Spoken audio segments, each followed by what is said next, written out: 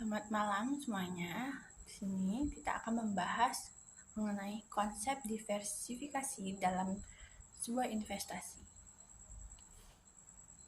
Diversifikasi sendiri adalah prinsip investasi yang penting dan bertujuan untuk mengurangi sebuah risiko dengan menyebar investasi pada berbagai jenis aset atau instrumen keuangan. Dan ada beberapa konsep utama tentang diversifikasi. Yang pertama, spreading risk, yaitu ide utama diversifikasi adalah menghindari tergantungan pada satu jenis aset atau instrumen.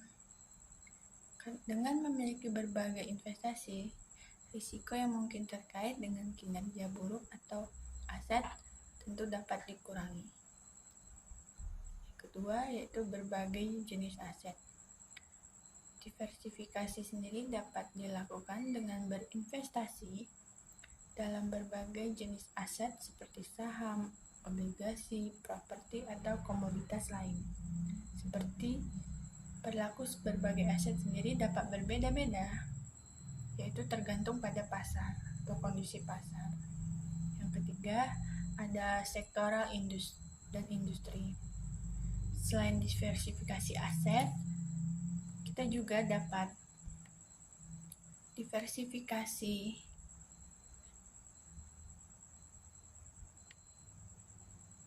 di sektor atau industri yang berbeda.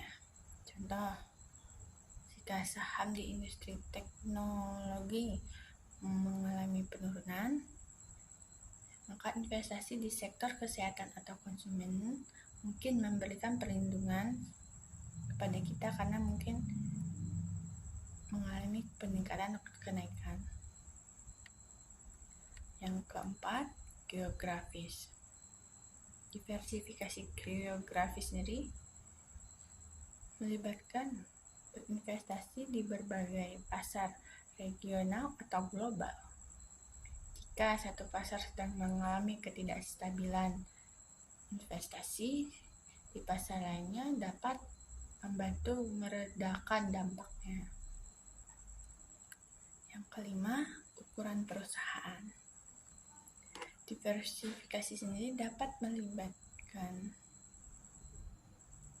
investasi dalam saham perusahaan besar atau blue chip, yaitu perusahaan menengah dan perusahaan kecil.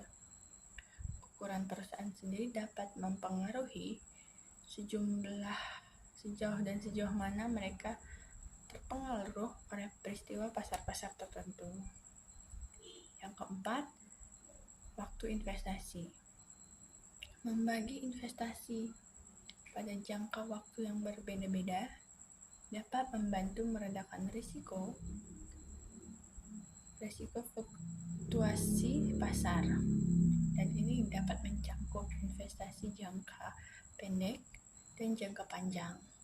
Dan yang ketujuh yaitu ada reksadana. Reksadana atau sering digunakan sebagai cara untuk mencapai diversifikasi dengan mudah karena mereka mencakup berbagai aset dalam satu produk investasi. Yang terakhir yaitu manajemen portofolio. Pemantauan dan penyesuaian terus-menerus terhadap portofolio investasi adalah bagian dari strategis diversifikasi. Jika suatu aset tumbuh secara signifikan atau mengalami penurunan, maka perlu ada sebuah penyesuaian. Jadi, diversifikasi ini tidak sepenuhnya menghilangkan sebuah risiko, tetapi dapat membantu kita mengelolanya.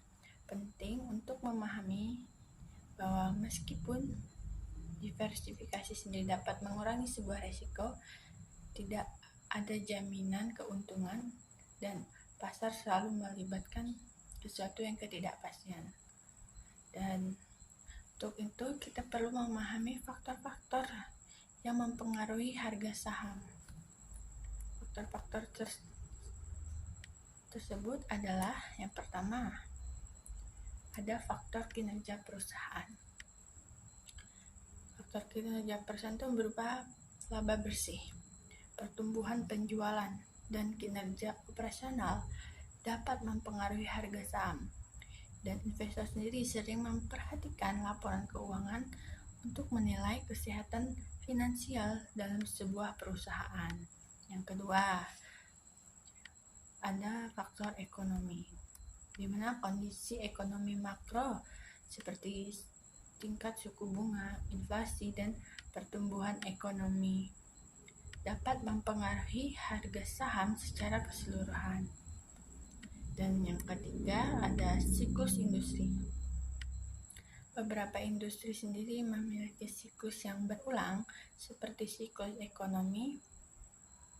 Saham dalam beberapa industri tertentu mungkin tumbuh atau mengalami penurunan tergantung pada fase siklusnya. Dan yang keempat yaitu faktor kejadian global, yaitu peristiwa global seperti krisis ekonomi, konflik geopolitik, atau pandemi, yaitu dapat memiliki dampak yang signifikan pada pasar saham. Yang kelima ada sentimen pasar. Faktor psikologis dan emosional seperti sentimen pasar itu juga dapat mempengaruhi harga saham, seperti terdapat berita atau rumor atau persepsi investor dapat menciptakan volatilitas. Dan yang keenam ada manajemen perusahaan.